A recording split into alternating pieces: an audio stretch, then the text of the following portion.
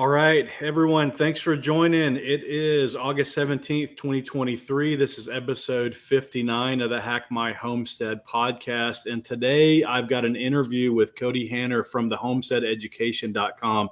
Super excited to have Kody on.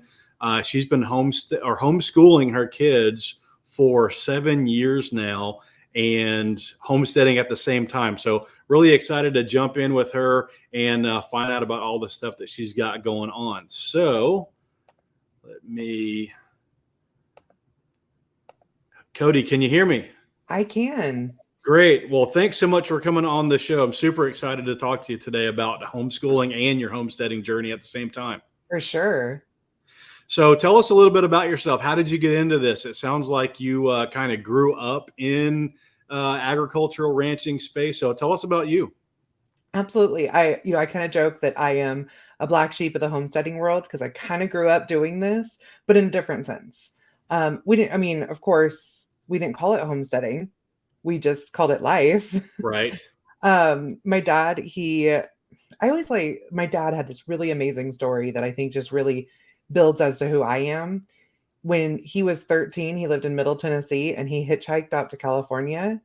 And by the time I was born, he owned 3 shipyards down the coast of California. Wow. Yeah. And, he had a cattle ranch at that point too. And so I grew up with just this really entrepreneurial mindset that you just take on everything that you possibly can because there's a way to get it done. Right. And so we had the cattle ranch. I did 4-H. My dad was a hunting guide. I guided hunts from the time I was about 15 till I was almost 30.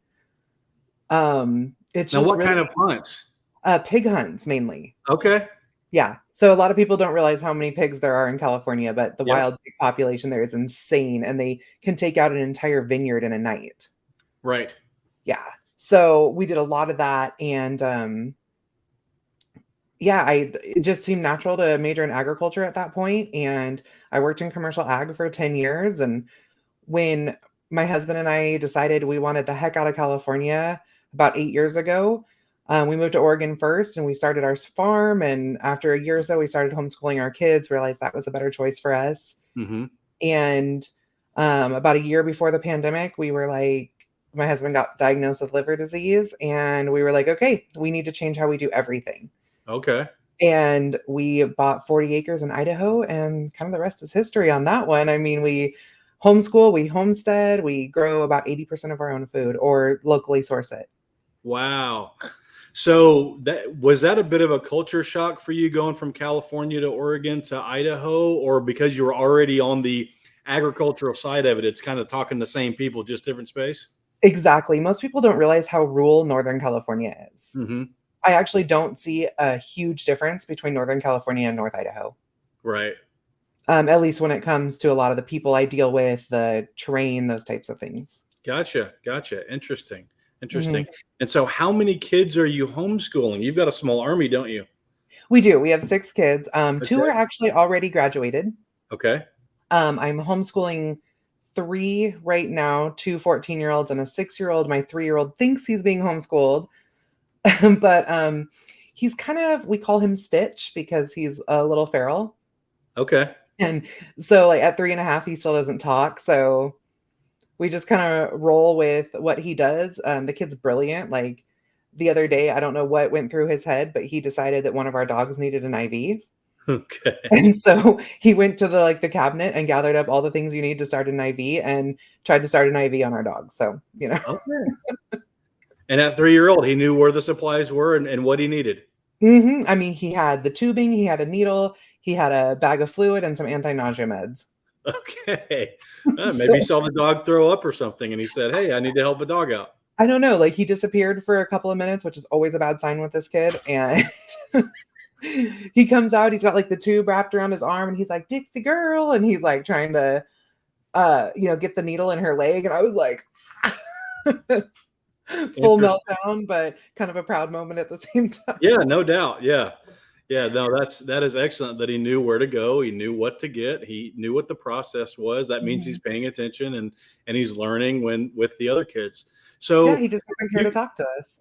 You've got this pretty wide range. You've got ones that have already graduated and all the way down to a 3-year-old. So how do you manage homeschooling when you have, so we homeschooled our girls, but they're 20 months apart. So there wasn't a ton of differential between what they were learning at any one time. How do you handle that massive gap and the different levels of the kids? I kind of got lucky when I first started homeschooling.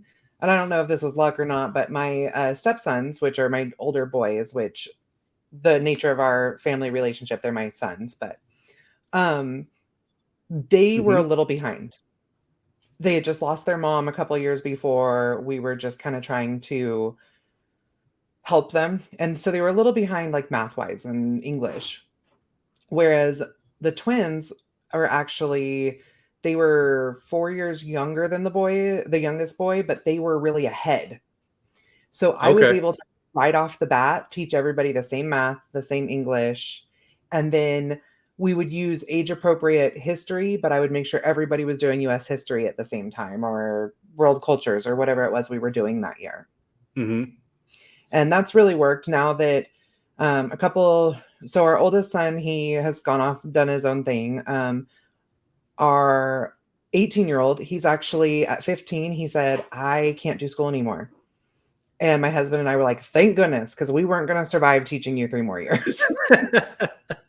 He's a little challenging. I mean, some of my listeners who followed me for a while, he has ADHD and ODD, Okay. which is oppositional defiance disorder. So a lot of people, even when they learn about that at first, they think, that they're just oppositional to, us telling him what to do. He's oppositional not only to authority figures, but also to social norms. Okay. So, I mean, even just the most random things, like he only wants to wear cowboy boots. So he will only wear cowboy boots. I can buy him muck boots. He's out in the pig pen with cowboy boots. He got a job recently. He's supposed to wear a certain type of work boot and he will only wear his cowboy boots. Like, I mean, it is like almost like it reminds me of my autistic son too, like I'm like, oh my gosh. I mean, he would literally sit at the kitchen table and pretend to do work for 4 hours. Wow. And then I'd say, let me see your work. And it would be blank. And he would try to convince me that I erased it. So Okay. when he was like, I can't do school anymore, we were like, bye, what's your plan? Right. Yeah. We'll help you do something else. Yeah. Exactly. And so his plan was we gave him a year. And he said, I'll get a job, I'll pay all my own bills. Because, at this point in Idaho, you can get your driver's license at 15. So Okay. he wanted to get his driver's license. He wanted to save up for a car. And we're like, okay, like our other kids, we pay that for them because they're doing school and stuff. So we're willing to cover those expenses. And he was like, I will cover it if you let me out of school. Mm-hmm. So he got a job for our neighbor. Our neighbor has a maggot farm. And he ended up basically running the maggot farm for about a year. During that time, he paid all his bills. He bought himself a really nice truck. And then he got offered a job as an electrician's apprentice. And now that's what he's been doing for the last 2 years. And he's by choice working on his own GED so that he can take the journeyman program. Oh, wow. That's awesome. Yeah. So that is a great example of empowering your kids to be self-aware enough to know what their strengths and weaknesses are, and then empowering them to actually follow that. Right. So right? society, there's all these expectations that you do this and you do that. And by this age, you should be able to do this math. And by that age, you should know these things about how to write a sentence or to identify the verb and the noun and the adverb and all of those things. We struggle a lot with that with our girls because our girls did a great job with learning, but we didn't subscribe to, well, at 15, they should know X, Y, and Z and algebra and geometry and all this stuff. It was more, we want them to enjoy learning. We want to empower them to learn about things that they're interested in. We're fine with them taking some time off when they're burnt out or whatever the case may be. We're fine with them enjoying the summer when it's nice out and they want to play instead of, do schoolwork. And the end result is similar to your son. We've got kids that are self-aware and they aren't, my older daughter just graduated and she didn't go off to college. All the kids that she graduated high school with went off to college. And I talked to some of her friends. I'm like, okay, well, what are you going to do? Well, I'm not really sure. Okay.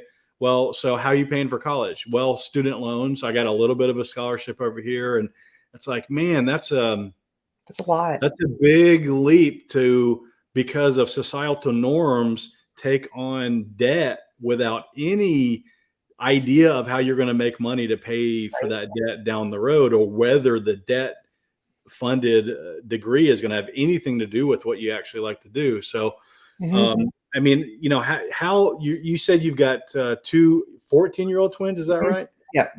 And so, and you said they're a little bit further along. Are they kind of the same way? They're really thinking about what they like and Mhm. what they want to do. Like, tell me about, the oldest ones that are in the program right now. Yeah. So they very much know what they wanna do, and if that doesn't work out for them, they have these, like, backup plans that are still in the same window, if that makes Hmm. any sense. Like, my daughter, she has always wanted to be a vet, and I know a lot of girls, they go through the phase. I don't know that she has ever shown interest in anything else. Hmm. I mean, she reads animal husbandry books for fun. She asks for stethoscopes for Christmas. I mean, Wow. this is her thing.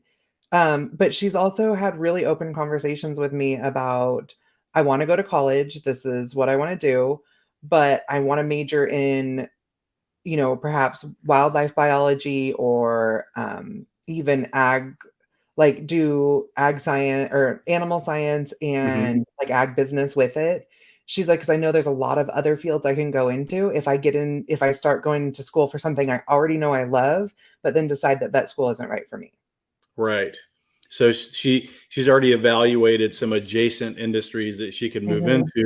into to be around the industry that she wants to be around without necessarily following all the way through with the vet school piece, because Yeah. that's a It's a big big one. deal. Yeah. Yeah, and, she is severely dyslexic and has dysgraphia, which she pushes through really well, but, Hmm. it might get to the point that at when she's looking at vet schools, that may not be something that she can overcome at that point, and she's comfortable with that.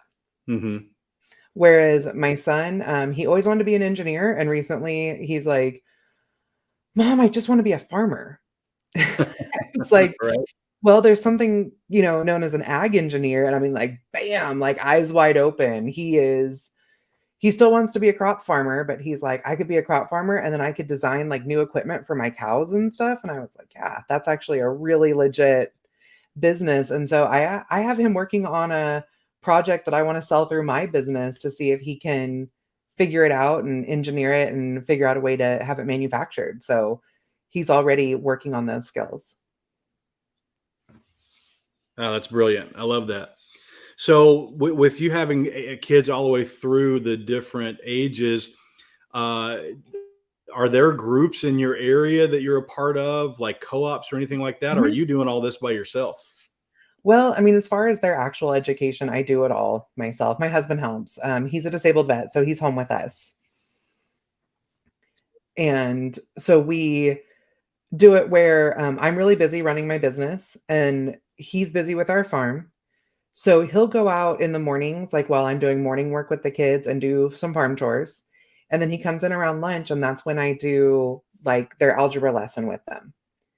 And he sits in on the algebra lesson, and then I go about my Okay. business at that point, and then he's there to answer questions for them, and they only pull me back in if neither of them can find the answer.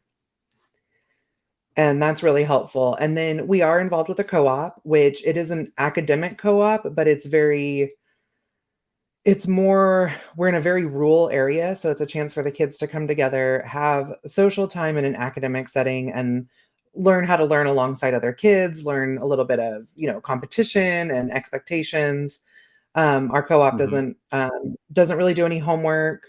They don't have big lessons that they follow. They go in, they get a lesson, they're taking like debate. And so they'll go in, they'll learn a debate thing, and they're like, okay, we're doing a debate next week. Go ahead and do some research on it so you're ready to have your debate, but they don't have like full blown stuff. And then I teach my classes there. Okay. Gotcha. Gotcha. And Mhm. so, tell me a little bit about utilizing the scientific method as kind of like the idea around teaching your kids and homeschooling your kids. So those of us as homesteaders, we know that every day is a new experiment. Mm-hmm. You are trying to figure it out. Even things that you know how to do, it's still changing. And so everything I do around the homestead, I bring the kids in on it is, as long as I have time. If I don't have time, I bring them in during dinner conversation. And we use the scientific method as our problem solving Mm-hmm. or our decision making method. So, we go through it. We talk about what do you think is going to happen, our research and our hypothesis. We do research with it, and I teach the kids how to find reliable sources. We definitely live in an age where there's a lot of unreliable sources out there, and not necessarily because they're wrong, but they just don't apply to what we're doing. Mm-hmm. And so I teach a lot on that with, I'm a influencer, you're an influencer. We're teaching good things, but that doesn't mean that it applies to every family, every region, every species. And so I teach them how to find, good, reliable sources. And then we make a decision on how to handle things on our homestead together through experimenting if we need to. We keep track of records and then come up with how we want to handle it and what we want to try next. So some of it's as small as, hey kids, my herbs are dying in the window. What do you think we should do about it? Mm-hmm. I have ideas. But I've struggled growing herbs. It's just one of my things. And so I have really great herbs outside. I don't have great herbs inside. And so we're working through that together right now, which is, let's make sure that only one person is watering them. Cause a lot of times the kids go in and do dishes and they're like, oh, that looks a little dry, and then my Oh husband yeah. goes by and goes, oh, it's Monday. I need to water the plants, should we open the window for them once in a while? Should we, and then we talk about it like, well, since we've had the window open, we've actually seen them looking worse, and those types of things. That's just a small one. That's just a conversation that we're constantly having Mm-hmm. versus we've struggled with our pigs making weight for county fair for a couple of years now. And we raise hogs. We have 300 piglets that go through our property a year. I have 9 sows. And so we're actually starting an entire feed trial this fall where I have piglets that I've kept the moms on their maintenance feed and just increased their feed amount versus I'm starting one where I have my sows on like a piglet starter feed a week before they farrow and then keeping those piglets on it through 12 weeks and seeing what their weaning weights are and then what their overall growth rate is over 6 to 8 months. I think we have a little bit of a delay. Mm-hmm. Rural So yeah, internet. perfect example of we make our observations, we come up with an educated guess of what's happening and how we're going to fix it, and then Mhm. we design an experiment and we carry it out and we check the results. And if the results aren't what we want, then we change the experiment. And if they are, then we replicate it and try to get the Start same over, results the yeah. next time. Yeah, I always say you think we're done, but we're not. That's just the Yeah. beginning. So yeah, basically we use it for an educational Right. process, which I have a printout that we use that the kids can keep track of it if they're using it for school or 4-H or something like that, versus sometimes it's just a conversation. It helps us with our problem solving.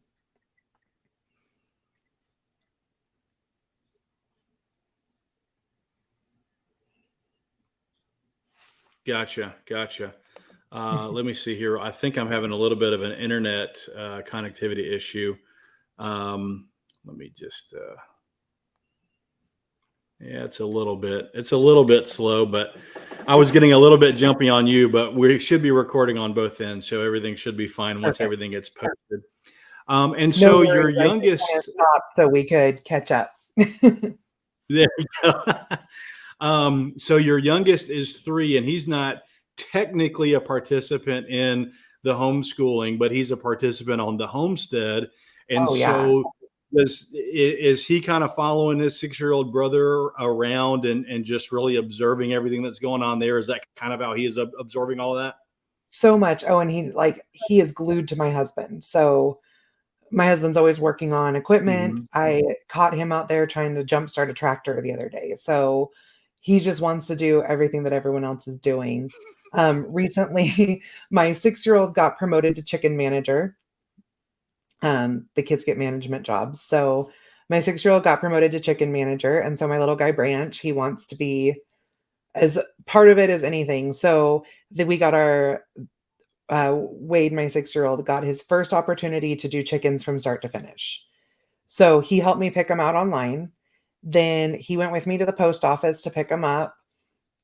He handled them in the brooder. He handled them moving out to the chicken tractor.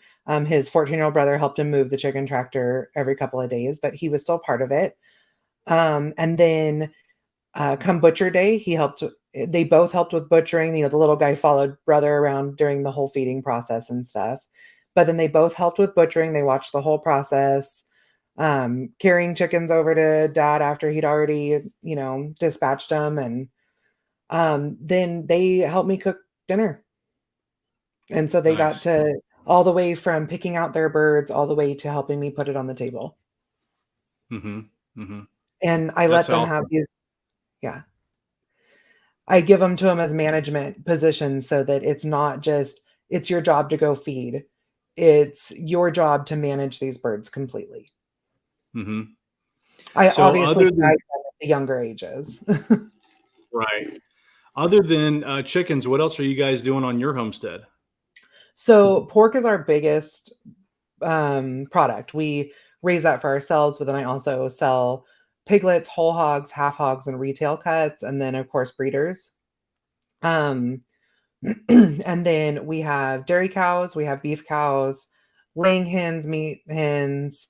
I just bought 2 underweight lambs from fair that we're going to go ahead and feed out this year. And so one will be for the family, one will be for our farm store. Mm-hmm. And then we have 2 gardens and an orchard, and then about 40 acres worth of foraging property where we hunt, forage, and even have a pond that we fish off of. Wow, that is a lot to maintain. It is a lot. Luckily the way we do it, where about half of our property is like foraging style property. Mm-hmm. I just we run the cows on it a little, but not a lot. We just keep it where we can hike it, hunt it. And then we just live in a place where the foraging is there. Okay, that's nice. The pond, we just make sure we stocked it a while back and we've been able to fish it every year. We don't get all of our fish from there, but it's an option. And Nice. then we hunt a little on the property. I let the kids get an animal off the property every year, and then we do the rest of our deer and elk hunting in the woods. Okay. And in Northern Idaho, is that whitetail or is that mule deer? We have both actually. Oh, okay. Wow. Mhm. Yeah, we have just happen to be in this little spot where they come together. So we only have 3 weeks of mule deer hunting every year, where we have I want to say 10 weeks of whitetail. Okay, I got you. And then do you have moose there at all, or are you too far south Mhm. for moose? You have moose? No, we definitely have moose in the area. You Is only it get a even once in a possible to get a moose lifetime. tag? Yeah, it's like you get one a lifetime, and I'm like, I'm Okay, not even gonna start putting in for tags until I know where I can consistently find a moose. there you go. But I've seen And several. but you have elk there. Mhm. Hmm. Yeah, the neighbors have depredation tags, which is, the tags that you can get if the elk are damaging your crops. Hmm. And then I think they get 5 elk tags a year, because they have a herd of elk that literally just lives on their property and takes out their alfalfa every year. Wow. And so we get most of our elk there, and they killed a big cow elk a couple winters ago, and they didn't have the room for it. We have the walk-in cooler and stuff. And so they just showed up at our house at midnight and they're like, "Do you want an elk?" Yes. So, I mean, yeah, it was 3 days, like, we didn't have the freezer space for it, so it was, like, 3 days of drying, smoking sausages, canning burger, like, it was Wow. insane, but the whole family jumped in and we got it done. That is amazing. So with cattle, I don't well, I guess let me ask this in two phases. With cattle, do you have to bring in a lot of hay to feed in the winter, or can you grow some on your own property? How do you handle that Um, overwintering for those? we can get a little grass hay off our property, we do cut and bale that every year, but we only get, like, 90 bales of grass hay, which isn't a real doesn't have a lot of nutrients in it, but we will use it as a supplement, especially for our dairy cows. You have to be careful with too high of an alfalfa for them, especially when they're near calving, because you can cause milk fever. Mm-hmm. Our pigs like some grass hay, and with their grains, just something to do all day. Keeps them busy in the winter time and that extra fat on them. Now, but our dairy cows and our beef cows in general, we will bring in like a grass alfalfa mix. Um, I think we need 20 tons a winter. Okay. Luckily, the same neighbors that have the depredation permits, my husband does all their mechanic work for them in trade for that hay. There you go. There's a lesson for all you homesteaders out there.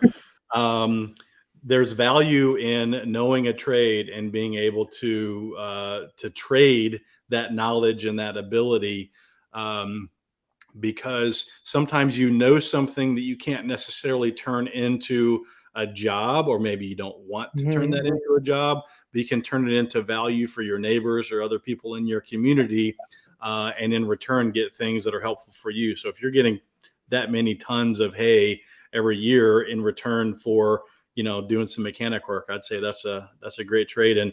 And when your husband goes off to do that work, he literally just goes from one property to the other. He Mhm. doesn't have a 30-45 minute commute Yep. like most people do. So And I can take um, him lunch right there in the field. right, right. So I started to ask this question earlier and I forgot to circle back to it, but do you even pay attention to what kids are quote unquote supposed to know at certain ages? Or do you just say, hey, look, the kids are going to learn at their pace, and it's more important for them to know and to like learning than to necessarily know how to do, some sort of algebraic function by the time that they're 13 years old? Right?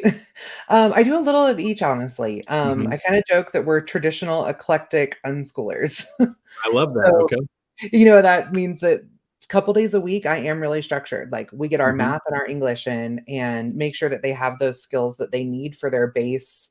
Now, whether or not they're doing exactly where they need to be, it's whatever makes sense to us. Like, we've Hmm. actually done algebra twice because they were really good at math.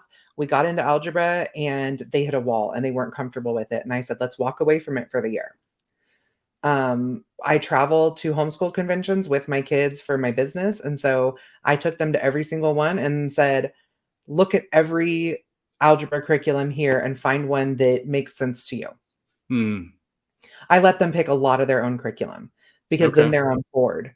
Yeah. And then we all get a one veto a year. So if we find a curriculum that everybody hates and it makes life miserable, out the window it goes, and we buy a new one, and it actually makes it where then we're starting new curriculum a couple times a year. So it Hmm. keeps life fresh. Right. And with algebra, like I said, we just walked away from it for 6 months. We did not do math. I got you. I mean, at least not that type of math. They're traveling for my business. They're working on the farm. They're doing math all the time, but not that structured math.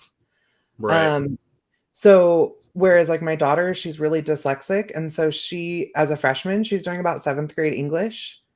Because I'd rather her get that overall learning and, Hmm. be able to have constructive conversations and put together a good story or put together some sort of good writing than to worry about whether or not she's at grade level.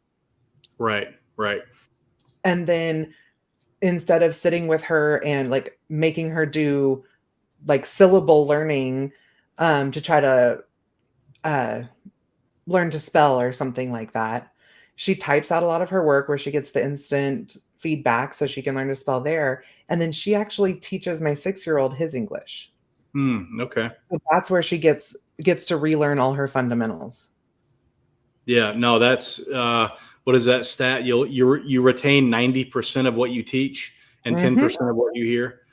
So no, Exactly. that's a great strategy. And I would say that for those of you like me that have kids really close together, that doesn't mean you can't find other kids in your area or homeschool Mhm. school communities where you can have your kids do the exact same thing. You could have your 14-year-old teach someone else's 6-year-old the difference between a verb and an adverb, Mhm. because it will really reinforce within them, those lessons. Our co-op actually Um, lets the teens teach the younger classes sometimes. Okay, that's great. So Mhm. is there any requirement for like standardized testing for homeschooling where you are? Not where we're at. In fact, Okay. the Idaho state law for homeschooling is that you should teach kids from 6 to 16 the core subjects. Mm-hmm. Should. Should. Mm-hmm. That's what the law says. Yeah, That's the whole law. that's I great. know other states have requirements for standardized testing, but most of them, there's a couple that I haven't dove too deep into, but even like when we lived in Oregon, they had a law for that. I think Missouri does. I try to stay up on it, but there's a lot of Mm-hmm. states out there. Yeah. Um, So we even know if they in don't pass, Tennessee. okay. No, go ahead. Oh, even if they don't pass their standardized test, that doesn't mean that they immediately like come in with CPS and pull your kids out of the house. They say, "Hey, are you guys struggling? Where can we help you?" So, usually Right. most families Right. have an opportunity to correct if they even feel like they need to correct. Yeah, for Tennessee, the rule is there are three different grade or age groups where you're Mhm. supposed to do standardized testing if you are doing straight up traditional homeschooling. Uh, but that does not apply if you are a teacher in what they call a satellite school. And Mm, so, a satellite school, for example, would be a church school in your area that allows you to be a teacher in that school and your house to be a satellite campus, and you're just teaching your kids. And so that's actually what we did when we were in Tennessee is we joined the farm school, which is in Summertown, Tennessee, and became satellite teachers on a satellite campus. And they even have events where like everyone can come in that's a satellite campus and talk to different kids or adults, the teachers, as well as talk to the teachers in their actual school, like what you're talking about. If you need help yeah. with, we just quadratic equations. We just don't. I don't get it. My kid doesn't get it. Can't get over the hump, and they'll actually share. Okay, well, think about this, or here's a curriculum that we used for people that were having similar problems, and share that information. But for us, it was really, the whole standardized testing thing. We thought that was just a great way to add a whole lot of stress to a kid that they didn't necessarily need. And so Right? we joined as a satellite Mhm. school and it was like $90 a year was our membership fee, and it covered both kids. So That's if you're in amazing. Tennessee and you don't want to have to do the standardized testing, that's your hack. I love that there's a lot of loopholes for this type of teaching. And I actually, some of the stuff that I have on my site, like the printout of the scientific method or planner pages, I talk about how you can use those as a loophole for the hours that you need for homeschooling. Right. Right. Yeah, we didn't really ever follow the hourly thing. I think ours was probably even a little bit more unstructured than yours. We had specific things that the kids had to do every day. Mhm. And then outside of that, it was like, okay, we want you to watch a documentary, but you get to choose what kind of documentary it's on, right? We made them write 1-page essay per day.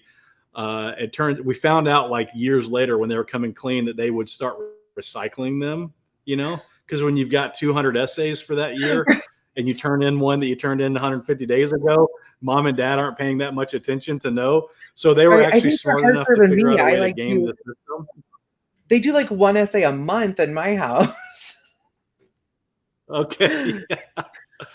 But we never did like, okay, the everyday thing or Mm. it was like Monday through Friday, you have these certain things, but outside of that time, it was really very unstructured. Mhm. But because, so at the time that we first started homeschooling the kids, I was working. I traveled a ton for work, so I was gone a Mm. lot. But my wife stayed at home, and so you know, even when you're not quote unquote teaching your kids or homeschooling them, you're still having conversations with them all the time. And Yep. every one of those is an opportunity to teach or the opportunity to introduce a new concept that helps build on the concept that you talked about 2 weeks ago.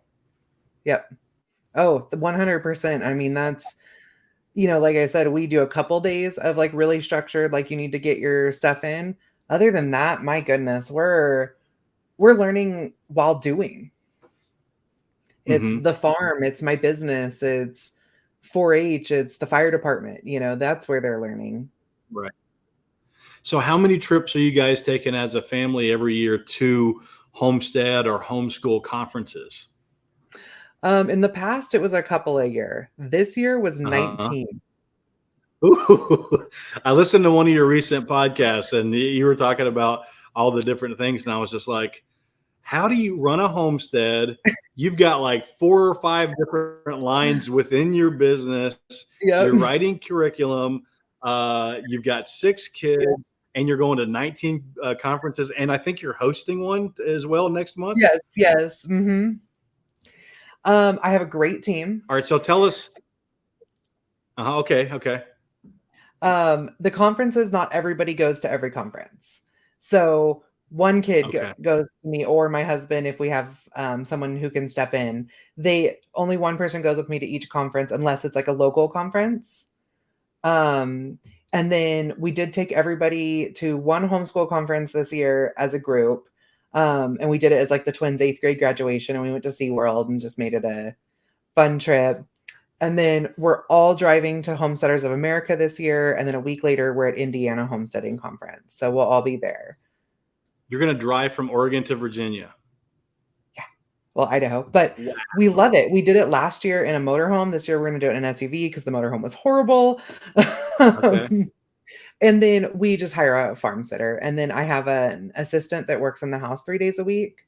So she knows our whole family routine and stuff. So, she'll be here hanging out with the dogs and, letting me know if the farm sitter showed up and that type of thing. So I have somebody that's here.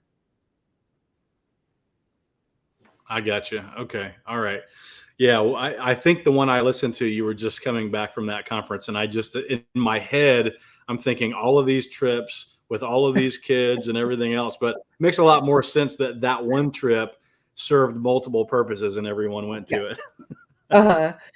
And then, yeah, like I said, I have a really great team now. I have several online employees and some in-person employees. Hmm. The business has just really blown up over the last year, and our farm's been doing really well, so we've been able to source out some of that as well. Gotcha. Gotcha. Gotcha. Okay. So tell me a little bit about this conference that you're actually hosting that's coming. I think that's next month, or am I off by a It is, month? yeah. It's next month. It's Okay. actually like right at a month away. All right. So 6 months ago, I went to the Women's Homestead Society conference in Tennessee, and I was so moved by the community that they have built for themselves there.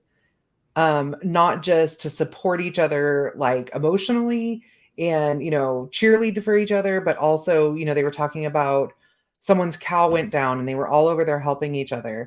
And we do have some of that community here in like niche communities, like geographically, but as a whole, in this like homestead space with the influencers and the people who are aspiring to learn, we don't have that same type of network out here in the Pacific Northwest. Hmm. And I was like, we have to do that here. Like, we need it. We have a huge homestead community here. I was a realtor for 3 years here. I know how many wonderful people have moved into this community and just don't know anybody, but want to be a part of what we're doing. And so Hmm. this was such a wonderful opportunity to bring everybody together. I have some wonderful speakers from let's see, one's from Washington, one's from Montana, and one's from Idaho. And they're, going to be speaking on building homestead communities, whole food diets, returning to your roots, building a homestead with your spouse. I'm going to have events here with the kids where I'm going to have some local farm families come in and talk about, personal responsibility with livestock with kids. And we're going to have a farm to table dinner and a live band because who doesn't love some dancing at the end of the night? Absolutely. Absolutely. Wow. And where is that? It's going to be in Bonners Ferry, Idaho. Okay. And It's a so little bit off the to beaten get there, path. you fly to Seattle and drive for 4 hours. Is that right? 2 hours. But Okay. I I thought nobody's going to want to come to Bonners Ferry. And then I realized that I drove to Hohenwald, Tennessee. Yep. So, Which oddly enough, so our off-grid homestead is in Linden, which is just right down the road from Hohenwald. Like Hohenwald is where our okay. nearest Walmart is. Okay. So you get it. Like we Yeah. have to drive an hour and a half to the closest Walmart. Okay. Yeah. You're out in the But middle of nowhere like we are. we really are. But when I started looking at the people that would be coming to this area, a lot of them, it's, less than a day drive time, or if they're going to fly, they'd fly into Spokane and it's a couple hour drive. And it's such an amazing community here, and the beauty, I think that it's going to be worth every bit of the travel. Yeah, absolutely. Yeah, we're doing the Midwest Preparedness Festival, Self-Reliance Festival, and Prepper Camp, and that's in North Carolina, Kansas, and then Self-Reliance Festival is just like an hour north of us in Tennessee. But it's those three events across 4 weekends, and so there's going to be a significant amount of driving going on. We're lucky. We know some people in the area that are going to one or more of those. And so like I'll get the carpool to the further away ones and kind of share some driving responsibilities. So that's good. Oh yeah. Travel it's hard on you, but this was my hustle year. Next year I might be a little more selective. I don't know that 19 will be on my list, but I'll probably still do about 12, probably one a month or so. Yeah. That's doable. That's especially when you've got people to kind of step in and help make sure everything's going the way it's supposed to while you're gone. Yeah. And, my product is really one that people have to see to understand. So it's worth it for me to get out there and talk to people. Gotcha. So how many books have you written? I was going through your website and I was like, golly, you've written a significant number of books to help with teaching young kids about different concepts, particularly as it relates to homesteading. Yep. So I came up with Homestead Science, which is basically a way to teach kids about homesteading, get them on board, teach them the character that goes along with it and how to do it, but it also gives them their science with it so that you can combine what you're doing on your homestead with your homeschool. As an ag major, I was definitely able to add a lot of applied science and mathematics into all of that. So yeah, I have six textbooks, and then I have 9 stories.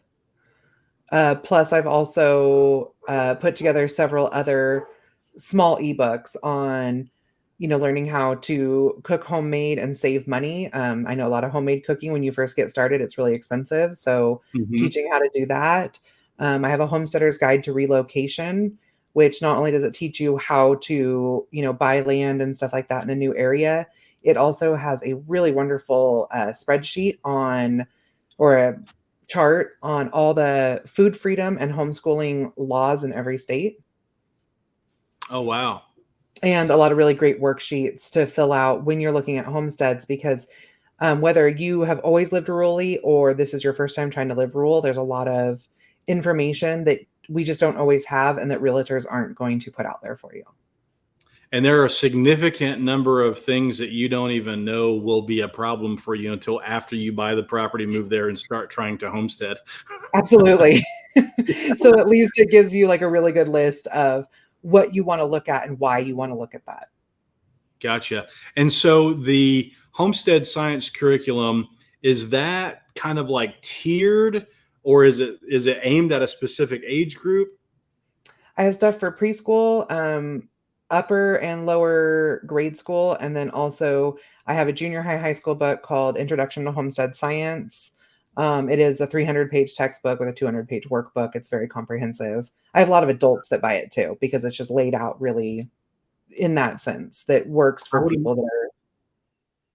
Yeah, I would imagine that folks that are moving out of the city or even the suburbs to more rural settings might benefit from something like that. I mean, I've got a bunch of like DIY, carpentry textbooks and things like that from the 80s that are useful. So that's kind of the same thing. It's like, hey, if you're moving out, you don't have to be in middle school.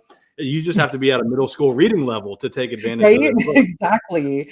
And then, even as like parents, like I've had so many parents that were ag majors themselves or something that they're like, oh, it was so nice to have an open and go curriculum, which Mm-hmm. is where I came from with it. Is when I wanted to start teaching my kids agriculture, I was so bummed that there was no ag curriculums.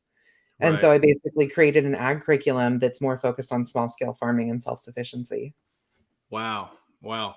And so you've got the homestead science, and then you've got a homestead history Yes. book coming up as well. So tell us about that and when that's coming out. Yeah, that I think it'll be available in right at 8 weeks. It'll be on my table at Homesteaders of America in October. Mm-hmm. Um, and that is just it's a full year US history, but it's really gonna focus on food and ag sociology.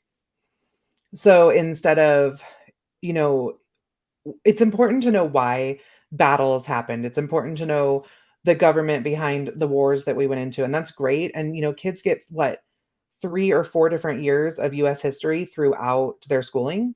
So Right. why not take 1 year and really focus on like the K-Pax that fed the guys in World War II, or how ending slavery affected agriculture after the Civil War. Those types of conversations, and then also looking at the convenience that was sold to our grandmothers, and why we're in the food system that we're in now, and how Right. to actually correct that. I mean, we always heard if you don't learn history that you're gonna repeat it. But what were they teaching us? Like, I know that in my everyday life, I use algebra way more than I do, how a bill is made, Mm-hmm. to be honest, And I Right. mean, you need to know that, but that's not in my everyday practice. Whereas we've dealt with how many famines during, humanity that we don't put a focus on our soil. Mm-hmm. Yeah, no, that's I'm super excited about that. That is a really different take on U.S. history, but it's one that's super relevant, especially when we're hearing things like, countries aren't exporting certain grains anymore, and there's shortages of this and shortages of that. And Mhm. 3 years ago, we just went through this COVID pandemic where there were a lot of things that people relied on that they didn't have stored, that all of a sudden they couldn't get and they couldn't find, or when they did find it, it cost Absolutely, twice as much what they were absolutely. used to paying for it. And so, this might not be something that teaches people how to do X, Y, and Z, but it sounds like a fantastic way to set that foundation of this is why we should do it. So why? So Like mhm, being a Tennessean, we talk a lot about the TVA, right, and how the TVA electrified the rural area, and that was part of one of the New Deal programs and everything, mhm, and that was fantastic. But you're right. People's houses all the time. Hey, you need electricity because you need a refrigerator and you need this and you need that. And you need all these different appliances. And well, those appliances become bills and they become crutches, so to yes, speak. And there's nothing wrong with leaning on a crutch when you need to, or leaning on a mhm, crutch because it makes your life better. But if you've got the awareness to understand, okay, well, you know what? Maybe I do need to know how to dispatch my own pig, how to either scald it and scrape it or skin it, mhm, what leaf fat is, what the different cuts are, how to make lard. I may not yeah, want to do that all the time. May know a farmer that I can buy all that stuff from, yeah. but knowing how to do it so that I have the ability to do it if I need to, that's just a skill that makes a lot of sense. Yeah, and that's something, there's things that we have mastered and then walked away from because, okay, great, Hmm. we know how to do it, but we don't need to do that in everyday life. You know, my biggest one is just get the resources and learn the skill. That doesn't mean that you have to practice every single one of those. Hmm. Hmm. Um, you know, I am really good at baking a sandwich bread, but in the summertime when we're busy, we are buying bread from the store and I am okay with that. But Right. come Right. wintertime, we everything slows down and we're back to baking bread. I love that I can go buy vinegar from the store, but we have a ton of apples. So why don't I learn how to make my own apple cider vinegar? If I enjoy doing it, great. If I don't enjoy doing it, I walk away from it, and if everything were to hit the fan tomorrow, I know how to start making my own vinegar again. Right. Right. Yeah. And just going through the process of learning that, you may say, hey, I don't want to do that. But someone else that lives on the homestead, whether it's your husband or whether it's one of the kids, Mhm. might say, actually, I think that's a really cool process. And now I want to learn a Right. lot more about acetic acid and how it works and why vinegar does what vinegar does. And Yeah. maybe that leads to someone learning about canning, so no, Yeah. that's awesome. My daughter makes homemade dog food every week. I could What does she really make homemade dog food out of? our scrap meat. Okay. So, we do a lot of hunting and we get scrap meat from the butcher and stuff, and that all goes in one freezer, and she pulls out a bag every week or every couple of weeks, and she does it in the Instapot 'cause it's easy, but she just dumps all the meat in, any extra broth that were, like, towards the bottom of our jars or whatever, she dumps that in, any potatoes, carrots, peas, anything that's starting to be, like, past where we wanna eat it, but it's still fine for the animals. Um, Hmm. we put old yogurt, we put, eggshells, just all that type of stuff, and then that's a dressing for their dog food because we have 5 big dogs. And Right. so we buy dog food, but then that goes on top of it, and that really helps them in the wintertime, especially our Great Pyrenees. Yeah. And I'm sure they're healthier for it. Mhm. Or like, oh man, she's gonna be doing a ton today because we brought home 2 pigs from the butcher last night and realized we didn't have enough room in our freezers. Time to start So processing. yeah, so we, like, did a lot of moving things around, but she's got a whole sink full of defrosting meat right now. Gotcha. A Gotcha. bunch of, backstrap from 2, 3, 4 years ago, and so Yeah. There's always that. You're like, yeah. oh, whoops, we didn't eat that whole deer. Yeah, or we were gonna make jerky out of it and never made it, so, the dogs love it, why not? Absolutely, absolutely. So, what else are you doing? So, you've got Homestead History coming up. Mhm, You're doing an event next month. You've got the Homestead Science Curriculum, which is a pretty wide range of things. You've got mhm. several books and ebooks out there. Am I missing anything? What else that you have that you can offer the people? You've got a ton of knowledge.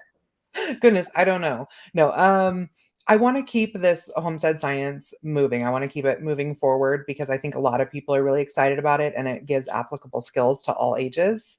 Hmm. I will probably be continuing to focus more on the older grades because there just aren't enough resources out there for the older kids. Um, where there are other homestead resources for the younger kids, I'm still gonna provide those to match my model. But, if a family does my homeschool one year, they can do another one another year. I'm currently the only high school level homesteading curriculum. Hmm. And so, I'm thinking over the next 2 years, I'm gonna do 4 to 6 semester-long science courses. So, um, like, animal science, plant science, survivalism, uh, there was another one, I can't think of it now, and Department of definite Education. No, I'm yeah, just joking. and then, one on kind of I don't even know what I'm gonna call it yet, but basically teaching that larger scale farming at the homestead level for the families like ours that have a full pig operation on their farm, um, where you do have to kinda meet that somewhere in the middle. Okay. So kind of like commercial homestead, I don't know. Right, right. Or a lot of people refer to that as a farmstead, right? So homestead is like more for Yeah, you, and farmstead is you're mhm. providing for the community at large. Yeah, exactly. So kinda teaching that, not just the small scale, but the larger scale, the business aspect of it, and also some of the other things, all the red tape of food safety and regulations. I was a food safety specialist for 10 years, so that's definitely my wheelhouse. Hmm. Um, and even when you have to make those choices of certain vaccines and medications, we're in the middle. Like I have, when local kids show pigs, I have to vaccinate them. Hmm. That is law for these kids to show these pigs. Right. Versus I also personally choose every single pig on our property, unless I have a customer who requests different. When they're weaned, they are wormed. All animals Hmm. have a worm load. It's just how it is. It's about how healthy you keep that animal to keep that worm load under control. And piglets, when they're weaned or when they leave the farm, their immune systems tank, and that's when they can go down really fast from worms. And so that's the Right. only point that my animals are ever wormed. After that, if they live out their life on my farm, whether that is, for 8 months until they're butchered or for 8 years while they are sows, they are not wormed again after that. Mm-hmm. So it's Yeah, just there's making those choices and why. right. No, that's brilliant because you could also talk about why the commercial industry just pumps them full of that stuff. If Mhm. your animals are being treated right and they're living on a farm and not on a slab of concrete, then a little bit of preventative care along with a lot of healthy lifestyle will take care of them versus, in a commercial space where they're just getting bombarded with stuff all the time, where, they're getting wormer in their food and they're getting antibiotics in their water. Yeah, It's just, um, exactly. I mean, my animals, they get diatomaceous earth, they get pumpkins. I mean, that's how I'm controlling my worm load on top of just keeping them healthy. mhm. Yeah, antibiotics, they don't get it unless it's warranted. Um, Working in that commercial space, I saw a lot of organic farmers do very inhumane things to animals to try to stay inside that organic window. Right, right. Yeah, there's the thing that's right for the stamp, and then there's the Mhm. thing that's right for the animal, and those two things aren't always the same thing. Yeah, I saw a lot of commercial farms, they would have an organic herd and then they'd have a natural herd. So if they had to treat an animal with a vaccine, they can move them over to their natural herd. And then there's actually regulations where like a cow, even if she's had vaccines or something, if she's on organic feed and organic stuff for the last 3 months of her pregnancy, her calf can be organic. So there's ways to do it without, you know, treating a gaping wound with garlic, you know? Right, right. Like, Yeah, absolutely. I like, that's why I said I really toe the line, and I think that that's necessary for even very educated, well-meaning homesteaders to understand, especially when they wanna go into more commercial markets. Right, right. Well, Kody, we're coming right up on an hour here. I really appreciate everything that you came on and shared with us today. Tell us about your website. Tell us where to find you on the socials. Tell everyone where to find you, and any other events that you're going to be speaking at this year, in addition to the one that you're hosting next month. Definitely. So I'm gonna be my website is thehomesteadeducation.com. You have to add that "the" in there. I'm on Instagram, Facebook. I have my own podcast called The Homestead Education. I really just focus on teaching you the questions you don't know to ask. And I will be at Homesteaders of America as a vendor and as a sponsor. And then I will be at Indiana Homesteading Conference as a vendor, sponsor, and speaker. I will be Hmm. speaking there. I'm very excited for that one. I get to speak on a panel with Sean and Beth Doherty and Pork Rind. I'm just very excited for that one. Oh, and I forgot about Ozarks homesteading. That's next week. So I don't know at what point this will be going out, but I'll be speaking there as well. Okay. What dates are the one? This will actually be going out on the 18th, so tomorrow. Oh, okay. So So yeah, yeah, where is the oh, Ozarks conference? that is in Southern Missouri, in Marshville. Um, Okay. so that'll be the 24th and 25th. I think it's a Friday and Saturday. And yeah, I'll be speaking there and have a booth, and I'm really excited. I have so many friends I'm going to be seeing there. I think it's just going to be a wonderful time. And hopefully Great. this Idaho Great. girl doesn't melt. Hopefully the Idaho what? Hopefully this Idaho girl doesn't melt.